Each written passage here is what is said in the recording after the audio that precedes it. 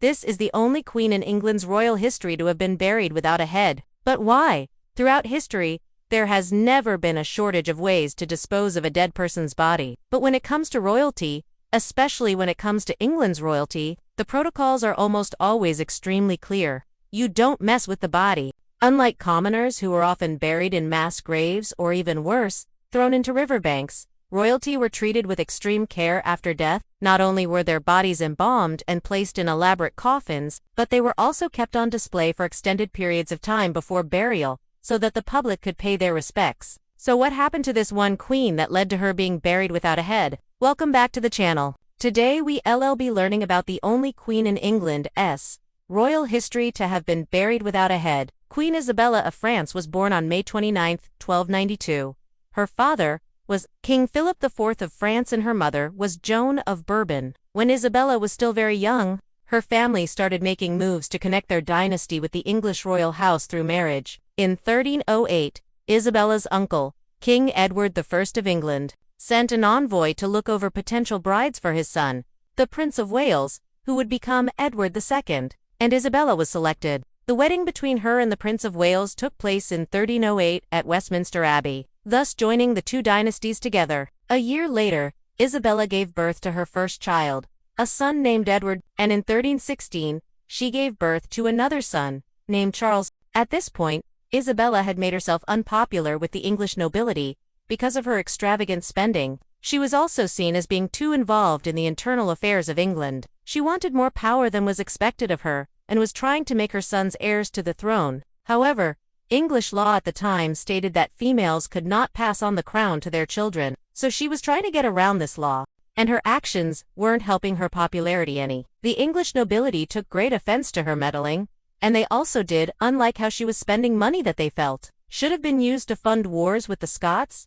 Because of this tension, when the Prince of Wales died in 1327, Isabella knew that she and her sons would be in danger. So she fled to France with the young Edward, who was now the new King of England, and took over the country with the help of her uncle, the French king. Once she was settled in France, Isabella began to plot to take back the English throne for her son Charles. She also didn't help that during her time in France, she was busy having more children. She had 3 more sons while in France, one of whom died in infancy and one who was stillborn. With the support of the French, she returned to England in 1329 and forced Edward III to flee to Normandy. She was now the Queen of England, much to the chagrin of the English nobility.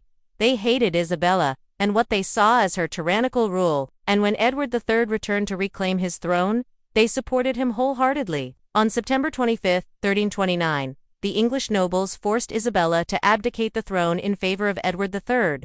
Then she and her lover, Roger Mortimer, fled to France. They attempted to return to England to take back the throne, but failed.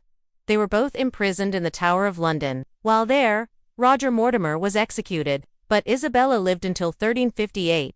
So with all of this in mind, it seems that Isabella led a pretty eventful life. But if you look at the way she died, it's hard to argue that it wasn't also kind of boring.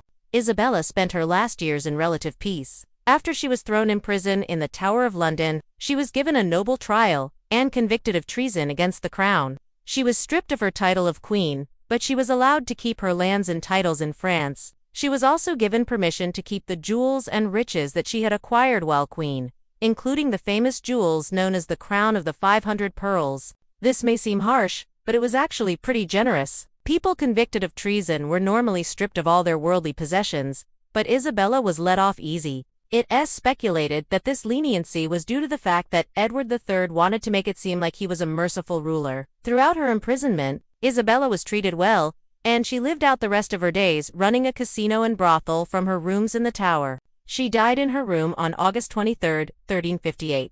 She had been a prisoner in the Tower of London for 29 years, and she spent her final years doing the exact opposite of what she had done when she was queen. Instead of forcing people to part with their money, she made money off of people gambling and engaging in other vices. In her will, she left most of her property to her eldest surviving son, Edward, the Earl of Chester. She also left money to build masses for her soul and the souls of others. And she stipulated that she wished to be buried next to the tomb of St. Edward the Confessor in Westminster Abbey.